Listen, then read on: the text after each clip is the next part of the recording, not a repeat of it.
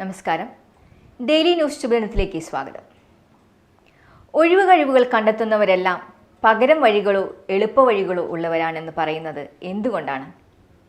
ഇന്നത്തെ ശുഭദിന ചിന്തയിലേക്ക്. Daily news ശുഭദിനം നിങ്ങൾക്കായി അവതരിപ്പിക്കുന്നത് ജോയ ലൂക്കാസ്. പൊന്നണിഞ്ഞ പ്രഭാതത്തിന്റെ അലകളിൽ നിറയുന്ന പുഞ്ചിരികൾ, അതെ, ഇന്ന് ആഘോഷമാണ്. ജോയ ലൂക്കാസ്, ഓരോ ആഘോഷത്തിന്റെയും ആത്മാവ്. അവനൊരു യാത്രയ്ക്കായി ബസ് സ്റ്റോപ്പിൽ നിൽക്കുകയാണ്.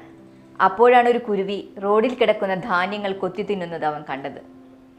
വാഹനങ്ങളുടെ അടിയിൽപ്പെട്ട് ചതഞ്ഞരയുമെന്ന് പലതവണ തോന്നിയെങ്കിലും ആ കിളി തീറ്റ നിർത്തിയില്ല.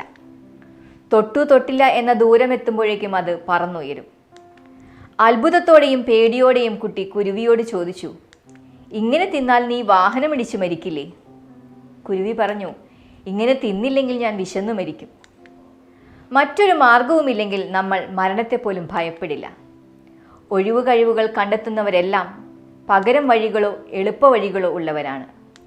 ഒരു മാർഗവുമില്ലാത്തവരുടെ പെരുമാറ്റവും പല മാർഗങ്ങളുള്ളവരുടെ പെരുമാറ്റവും രണ്ടാണ്.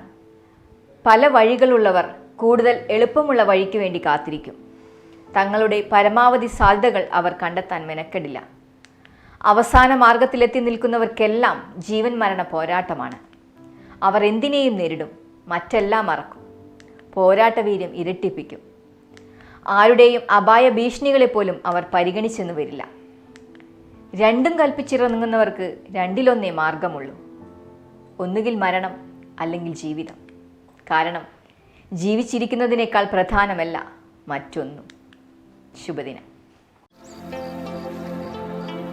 ഡെയിലി ന്യൂസ് ശുഭദിനം നിങ്ങൾക്കായി അവതരിപ്പിക്കുന്നത് ജോയ ലൂക്കാസ്.